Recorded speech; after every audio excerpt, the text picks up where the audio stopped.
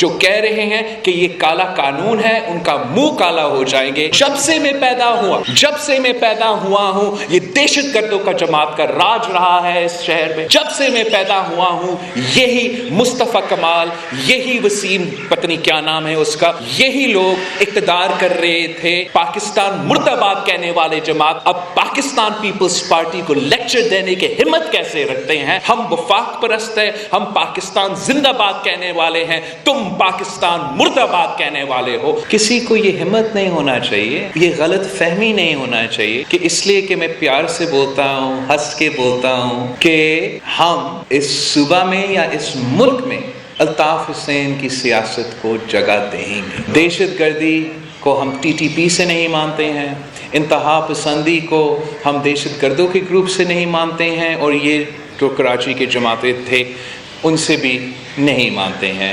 انشاءاللہ جو بھی پاکستان مرد آباد اور پاکستان نہ کھپے کہتے ہیں، اپنے سیاست اس پہ بناتے ہیں، باہر بیٹھ کے اسکائپ پہ پاکستان مرد آباد کہتے ہیں، تو ان کا سیاست نہ لاہور میں رہے گا، نہ کراچی میں رہے گا، نہ حیدرآباد میں رہے گا۔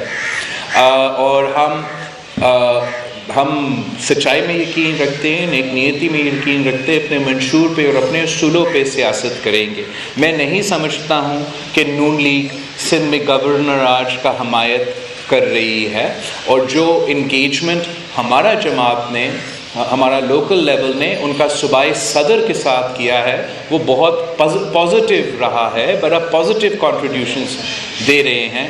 اگر کسی اور میٹنگ میں ان کے دوسرے لوگ نے کسی اور سٹانس رکھا تو یہ کنفیوژن جو نون لیگ میں ہے، افسوس کے ساتھ کہنا پڑ رہا ہے کہ نہ صرف ان کا اوپر سے اوپر سطح پہ ہے، لیکن آپ کو ان کو نچلے سے نچلے سطح تک نظر آ رہا ہے۔